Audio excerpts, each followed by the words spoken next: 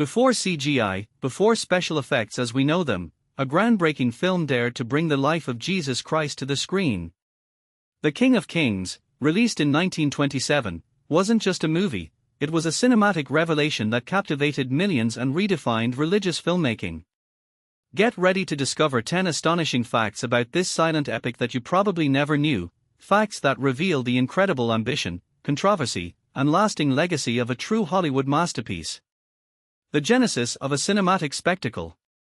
The genesis of Cecil B. DeMille's The King of Kings was a monumental undertaking, fueled by a desire to bring the life of Christ to the screen with unprecedented scale and visual grandeur. DeMille, already a master of biblical epics, envisioned a film that would transcend mere storytelling, aiming for a spiritual and awe-inspiring cinematic experience. This ambition necessitated a meticulous approach to every aspect of production, from script development to the construction of elaborate sets.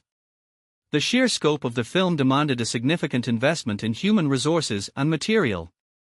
Thousands of extras were employed, a common practice in large-scale productions of the era, but The King of Kings pushed this further, seeking to create authentic portrayals of ancient life.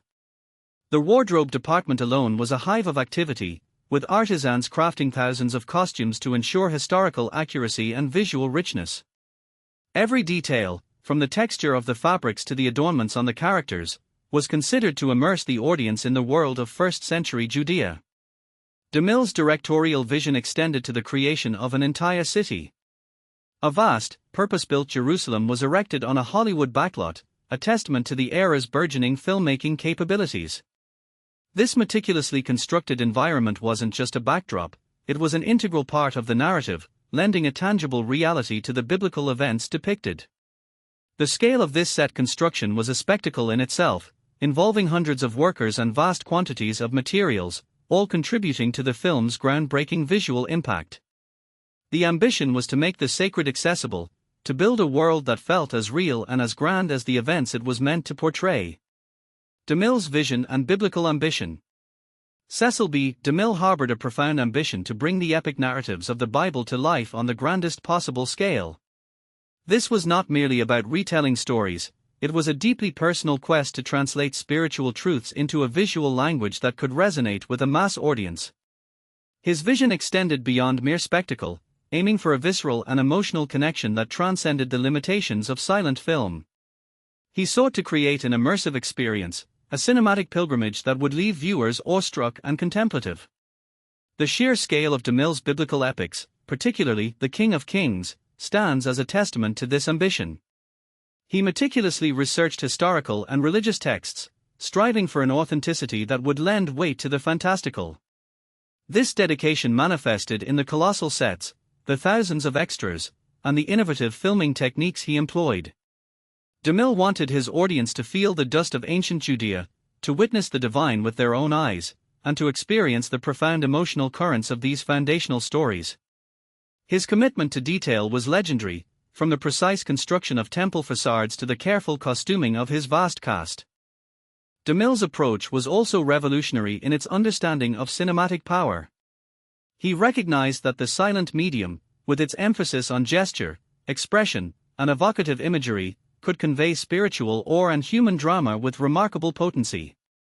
He pushed the boundaries of what was technically possible, using innovative lighting and camera work to create moments of transcendent beauty and intense human suffering. His ambition was to create not just entertainment, but a form of modern-day scripture, accessible and impactful for an era increasingly shaped by visual media. This drive to blend spiritual gravitas with cinematic innovation defined his unique contribution to filmmaking. Technical innovations and grand scale. The sheer scale of Cecil B. DeMille's The King of Kings was unprecedented for its time, pushing the boundaries of silent film production.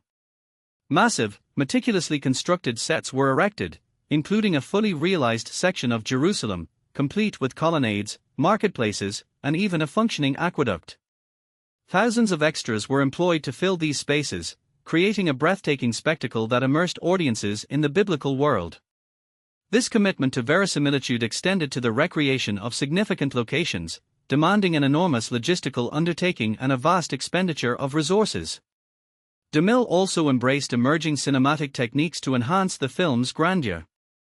He utilized innovative lighting schemes to create dramatic contrasts and evoke sacred atmospheres, employing soft, ethereal glows for divine moments and starker, more intense lighting for scenes of conflict. The camera work itself was ambitious, featuring sweeping crane shots that emphasized the immensity of the sets and the crowds. These visual flourishes were not mere ornamentation, they were integral to conveying the epic scope and spiritual weight of the narrative, drawing viewers into the emotional heart of the story. The film's technical achievements were further highlighted by its groundbreaking use of special effects for the era. While subtle by today's standards, the visual illusions employed to depict miracles and divine interventions were considered astonishing in 1927. DeMille's team masterfully blended practical effects with clever camera tricks to achieve these moments, contributing significantly to the film's awe-inspiring impact. Their meticulous attention to detail in every frame, from the costuming of the thousands of extras to the construction of monumental architecture, solidified The King of Kings as a landmark achievement in cinematic spectacle and technical mastery. The controversial reception and legacy. Cecil B. DeMille's epic, The King of Kings, faced a turbulent reception upon its 1927 release, a stark contrast to its later reverence. While lauded by many for its visual grandeur and dramatic retelling of Christ's life, the film immediately ignited fierce debate. Religious groups, particularly certain Protestant denominations, expressed outrage, deeming the portrayal of Jesus as blasphemous and exploitative. They argued that depicting the divine Son of God through the medium of cinema was inherently sacrilegious, a sentiment amplified by the film's sensationalist marketing. The very act of visualizing a sacred figure, an act forbidden in some interpretations of religious doctrine, was seen as a profound transgression. This controversy wasn't confined to mere theological objections, it manifested in tangible actions. Protests erupted outside theaters, and calls for boycotts gained traction, threatening the film's commercial viability. Some cities even attempted to ban its screening outright, citing moral and religious grounds. The film's producers were forced to navigate this minefield, issuing statements and engaging in public relations efforts to defend their artistic choices and assuage religious concerns. The debate over the film's appropriateness became as much a part of its narrative as the story on screen, a testament to the deeply held beliefs it touched. Despite the initial uproar, The King of Kings gradually carved out a unique legacy. Its innovative filmmaking techniques, particularly its use of massive sets and crowd scenes, set new standards for biblical epics and influenced countless subsequent productions. The film's enduring appeal lay in its ability to translate a sacred narrative into a visually compelling and emotionally resonant cinematic experience, even if that translation proved controversial. Over time, the initial shock gave way to an appreciation for its historical significance as a pioneering work in religious filmmaking and a powerful, albeit debated, interpretation of a foundational religious story. Its initial divisiveness ultimately contributed to its lasting notoriety, cementing its place as a landmark, albeit contentious, achievement in silent cinema. Enduring impact on religious cinema. Cecil B. DeMille's 1927 silent epic, The King of Kings, established a powerful visual language for biblical narratives that resonated for decades. Its grandeur and dramatic reenactments set a precedent for how religious stories could be translated to the screen, influencing countless subsequent films. The sheer scale of its production, with meticulously crafted sets and a cast of thousands, demonstrated the potential for cinema to convey spiritual themes with unprecedented spectacle. This ambition became a benchmark, encouraging filmmakers to invest heavily in the visual presentation of sacred texts, thereby elevating religious cinema from humble beginnings to a genre capable of commanding vast audiences. The film's innovative use of close-ups on the faces of its actors, particularly those portraying Christ and Mary, allowed for a more intimate and emotional connection with the audience. This technique, while common today, was groundbreaking for its time in the context of religious storytelling, focusing on humanizing divine figures and their earthly experiences. The deliberate pacing and evocative intertitles worked in tandem to guide viewers through complex theological concepts and emotional arcs, a method that became a staple in early religious filmmaking. This careful construction of emotional journeys through visual and textual cues provided a blueprint for filmmakers seeking to inspire faith and contemplation. Furthermore, The King of Kings was instrumental in shaping the popular image of Jesus Christ on screen.